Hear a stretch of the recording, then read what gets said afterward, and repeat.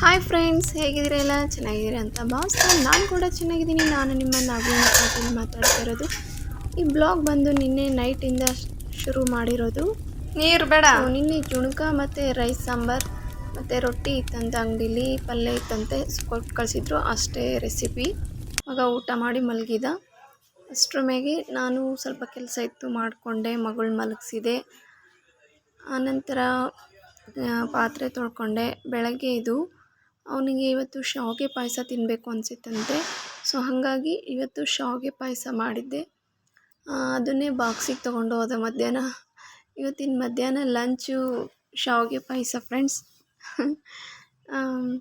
ಮತ್ತು ಇವಾಗ ನಾವು ಕೂಡ ಅದನ್ನೇ ತಿಂದ್ವಿ. ಸ್ವಲ್ಪ ಹಾಗೆ ಮಂಡಕ್ಕಿ ಮೊಸರು ಹಾಕ್ಕೊಂಡು ತಿಂದ್ವಿ ಬೆಳಗ್ಗೆ ಟಿಫನಿಗೆ. ಇವತ್ತೇನು ಅಂಗಡಿಯಿಂದ ಏನು ತರಲಿಲ್ಲ, ಟೀ ಎಲ್ಲ ಕುಡ್ದಿದ್ವಲ್ವಾ.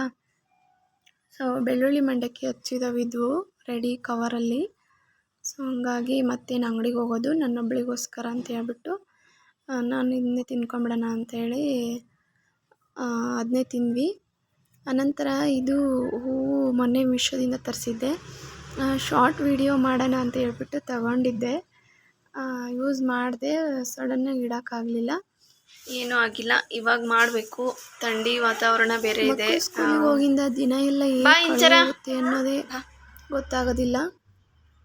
ಅದರಲ್ಲೂ ನನ್ನ ಮಗಳು ಇರೋದಕ್ಕೆ ನನಗೆ ಎಷ್ಟು ಬೇಗ ಟೈಮ್ ಪಾಸ್ ಆಗುತ್ತೆ ಅಂದರೆ, ಅಯ್ಯೋ ಟೈಮ್ ಆಗೇ ಬಿಡ್ತಲ್ಲ ಆಗಲೇ ಅಂತ ಅನ್ಸೋಕ್ಕೆ ಶುರುವಾಗ್ಬಿಡುತ್ತೆ. ಇನ್ನು ಕೆಲಸನೇ ನೀಟಾಗಿ ಮಾಡಿರಲ್ಲ ನಾನು. ಅವಳ ಜೊತೆ ಮಾತಾಡ್ಕೊತ ಟೈಮ್ ಪಾಸ್ ಮಾಡ್ಕೊತ ಹರಟೆ ಹೊಡ್ಕೊತ ಅವಳು ಸಾಮಾನೆಲ್ಲ ಬೀಳಿಸಿದೆಲ್ಲ ಎತ್ತಿಡೋದು, ಒರೆಸೋದು, ಕ್ಲೀನ್ ಮಾಡೋದು, ಅದು ಮಾಡ್ಕೊತ ಟೈಮ್ ಹೆಂಗೆ ಹೋಗುತ್ತೆ ಅನ್ನೋದೇ ಗೊತ್ತಾಗಲ್ಲ. ಇವತ್ತು ಸ್ವಲ್ಪ ಪರವಾಗಿಲ್ಲ ವೆದರು, ಮಳೆ ಏನಿಲ್ಲ, ಸ್ವಲ್ಪ ಥಂಡಿ ಥರ ಇದೆ. ಆದರೂ ಪರವಾಗಿಲ್ಲ. ಅಂದರೂ ಸ್ವಲ್ಪ ಗಾಳಿ ಓಡಾಡಬೇಕು ಅಂತ ತುಂಬ ಆಸೆ ನನಗೆ. ಗಾಳೀಲಿ ಹೊರಗಿನ ವಾತಾವರಣದಲ್ಲಿ ಫ್ರೆಶ್ ಆಗಿ ಓಡಾಡಬೇಕು ಅಂತ. ಎಷ್ಟು ಚೆನ್ನಾಗಿರುತ್ತಲ್ಲ ಆ ಗಾಳಿ ತಂಪಾಗಿ ಬೀಸೋದು ಮುಖಕ್ಕೆ ಬಂದಾಗ. ಎಷ್ಟು ಏನೋ ಒಂಥರ ಮನಸ್ಸು ರಿಲ್ಯಾಕ್ಸ್ ಅನಿಸುತ್ತೆ. ಹಾಗೆ ಸ್ವಲ್ಪ ಟೆರೆಸ್ ಮೇಲೆ ವಾಕಿಂಗ್ ಕೂಡ ಮಾಡಿ ಬಂದೆ. ಆನಂತರ ಇವಳು ಬರೀ ಶೂಸ್ ತೆಗೆದೆ, ಚಪ್ಪಲ್ ತೆಗೆದೆ, ಆ ಸ್ಟ್ಯಾಂಡ್ ಮೇಲೆ ಇಡೋಕ್ಕೆ ಬಿಡೋಂಗಿಲ್ಲ ಏನೊಂದೂ. ನಾನು ಬರೀ ಎತ್ತಿಡೋದು, ಕ್ಲೀನ್ ಮಾಡೋದು, ಅದೇ ಅರ್ಧ ಕೆಲಸ ಆಗ್ಬಿಡುತ್ತೆ ನನಗೆ ಡೇ ಎಲ್ಲ. ನೀನು ಯಾಕೆ ಮಾತಾಡ್ತಿಲ್ಲ? ಉಪ್ಪ ಕೊಡಲ್ಲ, ಹಗ್ ಮಾಡಲ್ಲ, ಯಾಕೆ?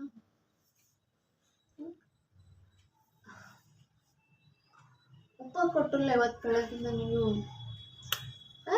ಉಪ್ಪ ಕೊಟ್ಟ ನಾನು ಕೊಡಲ ನಿಂಗೊಂದು? ಚುಪ್ಪಾರ.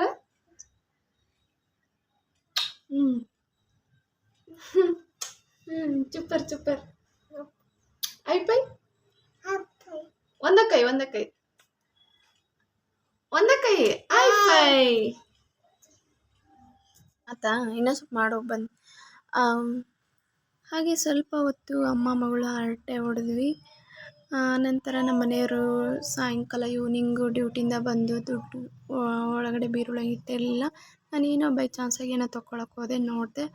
ಸೊ ಹಂಗಾಗಿ ಮತ್ತೆ ತೆಗೆದಿಡೋಣ ಅಂತ ಹೇಳ್ಬಿಟ್ಟು ತೆಗೆದಿಡ್ತಾಯಿದ್ದೆ. ಡೈಲಿ 3 ಜನ ಆಳಿದ್ದಾರೆ ಅಂಗಡೀಲಿ. ಅವರಿಗೋಸ್ಕರ ಡೈಲಿ ಒಂದು ಬಾಕ್ಸ್, ಆ ಚಿಕ್ಕ ಬಾಕ್ಸಲ್ಲಿ ಡೈಲಿ 1000 ರೂಪೀಸ್ ತೆಗೆದಿಡ್ತೀವಿ ಅವರಿಗೋಸ್ಕರ ಅಂತಲೇ. ಈ ದೊಡ್ಡ ಬಾಕ್ಸಲ್ಲಿ ಮಿಕ್ಕಿದ ದುಡ್ಡನ್ನ ಈ ಕಡೆ ಈ ಬಾಕ್ಸಲ್ಲಿ ಇಟ್ಕೊಂಡಿರ್ತೀವಿ ಡೈಲಿ ಯೂಸಿಗೆ. ಮತ್ತು ರೇಷನ್ ತರಕ ಅಂತ ಇಂಥ ಯೂಸಿಗೆ ಆ ದೊಡ್ಡ ಬಾಕ್ಸಲ್ಲಿ ಇಡ್ತೀವಿ. ಅದು ಸಣ್ಣ ಬಾಕ್ಸಲ್ಲಿ ಆಳುಗಳಿಗೆ ಕೊಡೋಕ್ಕೆ ಅಂತ ಹೇಳಿ ಸಪ್ರೇಟ್ ಎತ್ತಿಟ್ಬಿಡ್ತೀವಿ, ಅದು ಲೆಕ್ಕ ಸಿಗಲ್ಲ ಅಂತ ಹೇಳ್ಬಿಟ್ಟು. ಆನಂತರ ಸ್ವಲ್ಪ ಬಟ್ಟೆಗಳೆಲ್ಲ ಸ್ಟಿಚ್ ಹಾಕೋದಿತ್ತು. ಅಂದರೆ ಸ್ಟಿಚ್ ಅಂದರೆ ಹೊಸದೇನಲ್ಲ ಫ್ರೆಂಡ್ಸ್, ಹಳೇದೇ. ನಾನು ಬ್ಲೌಸ್ ಎಲ್ಲ ಸ್ಟಿಚ್ ಮಾಡ್ತೀನಿ ಫ್ರೆಂಡ್ಸ್, ಬರುತ್ತೆ. ಬಟ್ ಬೇರೆಯವ್ರದ್ದು ಯಾರ್ದು ಇದುವರೆಗೂ ಮಾಡಿಲ್ಲ. ನನಗೆ ಭಯ, ಯಾಕಂದರೆ ನಾನು ಕಲಿಯೋಕೆ ಹೋಗಿಲ್ಲಲ್ವಾ, ಎಲ್ಲಿ ಹಾಳು ಮಾಡಿಬಿಡ್ತೀನಿ ಅಂತೇಳಿ ನಾನು ಮಾತ್ರ ಸ್ಟಿಚ್ ಮಾಡ್ಕೊಂಡಿನಿ. ನಮ್ಮ ಅತ್ತೆದೊಂದು 2 ಸ್ಟಿಚ್ ಮಾಡಿದ್ದೆ ಅಷ್ಟೇ. ಹಳೆ ಬ್ಲೌಸ್, ಹಳೆ ಬಟ್ಟೆಗಳೆಲ್ಲ ಇತ್ತಲ್ಲ ಸ್ಟಿಚ್ ಮಾಡೋದು, ಮಾಡ್ಕೊಳ್ಳೋಣ ಅಂತ ಹೇಳ್ಬಿಟ್ಟು ಅದು ಮಿಷಿನ್ನ ಅಲ್ಲಿ ಮೂಲೆಯಲ್ಲಿತ್ತು, ಟಿ ವಿ ಕಡೆ ಹತ್ರ. ಅಲ್ಲಿಂದ ಈ ಕಡೆ ಶಿಫ್ಟ್ ಮಾಡಿಕೊಂಡೆ, ಕಿಟಕಿ ಹತ್ರ, ವಿಂಡೋ ಹತ್ರ. ಹಾಗೆ ಸ್ವಲ್ಪ ಡಸ್ಟ್ ಎಲ್ಲ ತುಂಬ ಇತ್ತು, ಎಲ್ಲ ಕ್ಲೀನ್ ಮಾಡ್ಕೊಳ್ಳೋಣ ಅಂತ ಹೇಳ್ಬಿಟ್ಟು ಆಚೆ ಕಡೆ ತಗೊಂಡೆ. ಎಲ್ಲ ಕೆಳಗಡೆ ಎಲ್ಲ ಒರೆಸ್ಕೊಂಡು ನೀಟಾಗಿ ರೆಡಿ ಮಾಡಿಕೊಂಡು ಅದಕ್ಕೆ ಫಿಕ್ಸ್ ಮಾಡಿಕೊಂಡೆ. ಈ ಮನೆಗೆ ಬಂದಾಗಿಂದ ನಾನು ಟೈಲರ್ ಮಿಷಿನೇ ಯೂಸ್ ಮಾಡಿಲ್ಲ ಫ್ರೆಂಡ್ಸ್. ಒಂದು ತಿಂಗಳು, 1.5 ತಿಂಗಳು ಆಯ್ತೇನೋ. ಮಿಷಿನಿಗೆ ಆಯಿಲ್ ಸಹ ಹಾಕಿಲ್ಲ, ತುಂಬ ದಿನ ಆಗೋಯ್ತು. ಸೌಂಡ್ ಮಾತ್ರ ಸಿಕ್ಕಾಪಟ್ಟೆ ಇತ್ತು, ಕಟ ಕಟ ಕಟ ಕಟ ಅಂತ ಸಿಕ್ಕಾಪಟ್ಟೆ ಸೌಂಡ್ ಬರ್ತಾಯಿತ್ತು. ಸೊ ಆಗಾಗ ಆಯಿಲ್ ಕೂಡ ಅದಕ್ಕೆ ಹಾಕ್ತಾಯಿದ್ರೆ ತುಂಬ ಸ್ಮೂತಾಗಿರುತ್ತೆ ಮಷಿನ್ನು. ಬೇಗ ಸ್ಟಿಚ್ ಮಾಡಿ ತೆಗೆದುಬಿಡೋಣ ಅಂತೇಳಿ ತಗೊಂಡೆ ಎಲ್ಲ ಹಳೆ ಬಟ್ಟೆಗಳನ್ನೆಲ್ಲ. ಇನ್ನು ಇವಳು ಕಡ್ಡಿ ನನ್ನ ಮನೆಯವ್ರು ಕಿವಿ ಕ್ಲೀನ್ ಮಾಡ್ಕೊಂಡು ಬಿಸಾಕಿದ್ದಾರೆ. ಅದನ್ನು ತೊಗೊಂಡು ಆ ಬಡ್ಸ್ನ ಕಿವಿ ಒಳಗೆ ಇಟ್ಕೊಂಡ್ಬಿಟ್ಟಿದ್ದಾಳೆ. ಅವಳು ಕಿವಿ ಕ್ಲೀನ್ ಮಾಡೋಕ್ಕೆ ಹೋಗಿ ಅದು ಕಾಟನ್ ಇರುತ್ತಲ್ಲ ಅದಕ್ಕೆ ಅಟ್ಯಾಚ್ ಆಗಿರೋದು, ಅದು ಕಿವಿ ಒಳಗೆ ಹೋಗಿ ಸೇರ್ಕೊಂಡ್ಬಿಟ್ಟಿದೆ. ನನಗೆ ಸಿಕ್ಕಾಪಟ್ಟೆ ಭಯ ಅಂದರೆ ಭಯ ಆಗೋಯ್ತು. ಅಯ್ಯಪ್ಪ ಏನು ಮಾಡ್ಕೊಂಡ್ಲಿ ಇವಳು ಅಂತೇಳಿ ಅದು ಏರ್ ಪಿನ್ನೆಲ್ಲ ತೊಗೊಂಡು ತೆಗಿಯೋಕ್ಕೆ ಟ್ರೈ ಮಾಡಿದೆ. ಅವನು ಒಂದು ಕಡೆ ಭಯ, ಎಲ್ಲಿ ಕಿವಿಗೆ ಎಲ್ಲರೂ ಸೂಕ್ಷ್ಮವಾದ ಜಾಗಕ್ಕೆ ಚುಚ್ಚಿಬಿಡ್ತೀನೋ ಅಂತ. ಅದರಲ್ಲೂ ಅವಳು ಹಾಂ ಅಂತಿದ್ಲು. ನನಗೆಲ್ಲೋ ನಿಜವಾಗ್ಲೂ ನೋವು ಆಗ್ತಾಯಿತ್ತು, ಎಲ್ಲಿ ಚುಚ್ಚಿಬಿಡ್ತೀನೋ ಅಂತೇಳಿ ಮತ್ತು ಭಯಕ್ಕೆ ಅದನ್ನು ತೆಗೆದ್ಬಿಟ್ಟೆ ಏರ್ ಪಿನ್ನ. ಮತ್ತು ಕಿವಿ ಕ್ಲೀನ್ ಮಾಡೋದು ಎಂತ ಬರುತ್ತಲ್ಲ ಮುಳುಗಡ್ಡೆ ಅಂತೇಳಿ, ಅದನ್ನು ಹುಡುಕಿದೆ, ಸಿಗಲಿಲ್ಲ ಫ್ರೆಂಡ್ಸ್. ನೋಡೋಣ ಇದರಲ್ಲೇ ಟ್ರೈ ಮಾಡೋಣ ಅಂತೇಳಿ ಏರ್ ಪಿನ್ನಲ್ಲೇ ಸಿಂಗಲ್ ಇದನ್ನು ಮಾಡಿಕೊಂಡು ಈಚ್ಕೊಂಡು ಅದನ್ನ ಏರ್ ಪಿನ್ನ ಟ್ರೈ ಮಾಡಿದೆ, ಬಂತು ಫೈನಲಿ. ಇವಳು ಕೂಡ ಸ್ನಾನ ಆಗಿ ನೋಡಿ ಓಡಾಡ್ತಿದ್ದಾಳೆ.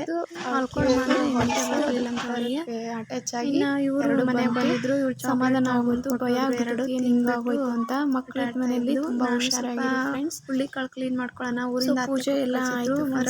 ಮತ್ತೆ ಎಲ್ಲ ಮುಗಿಸ್ಕೊಂಡು ಕಾಳೆಲ್ಲ ಇದ್ವು, ಎಲ್ಲ ಕ್ಲೀನ್ ಮಾಡಿಕೊಂಡು ನೆನೆ ಇಟ್ಕೊಂಡೆ. ಫ್ರೆಶ್ ಅಪ್ ಆಗಿದ್ದೀವಿ. ಟೈಮು 1 ಗಂಟೆ ಆಗಿತ್ತು. ಇವಾಗ ನೆನೆ ಇಕ್ಕಿದ್ರೆ ನೈಟ್ ಮಾಡೋಕ್ಕೆ ಚೆನ್ನಾಗಿರುತ್ತೆ. ಸ್ವಲ್ಪ ಪಲ್ಯ ಮತ್ತು ಹುಳ್ಳಿ ಕಟ್ಟಿನ ಸಾಂಬಾರು ಮಾಡ್ಕೊಳ್ಳೋಣ, ಟೇಸ್ಟ್ ಚೆನ್ನಾಗಿರುತ್ತೆ ಅಂತ ಹೇಳ್ಬಿಟ್ಟು ಎಲ್ಲ ಆರಿಸಿ ಕ್ಲೀನ್ ಮಾಡಿಕೊಂಡು ಪಾತ್ರೆ ನೆನೆ ಇಕ್ಕಿಟ್ಟಿದ್ದೀನಿ. ಈವ್ನಿಂಗ್ ಸಾಂಬಾರು ಮಾಡಬೇಕು. ಇನ್ನು ಯಾರೆಲ್ಲ ನನ್ನ ವೀಡಿಯೋ ನೋಡ್ತಾ ಇದ್ದೀರಾ, ಚಾನಲ್ ಸಬ್ಸ್ಕ್ರೈಬ್ ಮಾಡದೆ ನೋಡ್ತಿದ್ದೀರಾ, ದಯವಿಟ್ಟು ಚಾನಲ್ ಸಬ್ಸ್ಕ್ರೈಬ್ ಮಾಡ್ಕೊಂಡು ನೋಡಿ. ಹಾಗೆ ಪಕ್ಕದಲ್ಲಿರುವಂಥ ಬೆಲ್ ಐಕಾನ್ ಕೂಡ ಪ್ರೆಸ್ ಮಾಡಿ, ಲೈಕು ಶೇರ್ ಕಮೆಂಟ್ ನಮಗೂ ಕೂಡ ಮಾಡಿ ಅಂತ ಕೇಳ್ಕೊತ ನನ್ನ ವಿಡಿಯೋ ಇಲ್ಲಿಗೆ ಎಂಡ್ ಮಾಡಬೇಕು ಅಂತ ಅಂದ್ಕೊಂಡಿದ್ದೀನಿ. ವಿಡಿಯೋ ಇವತ್ತಿನ ಬ್ಲಾಗ್ನ ಈವ್ನಿಂಗ್ ಮಾಡೋ ಅಂಥದ್ದನ್ನ ನಾಳೆ ಅಪ್ಲೋಡ್ ಮಾಡ್ತೀನಿ. Please keep support.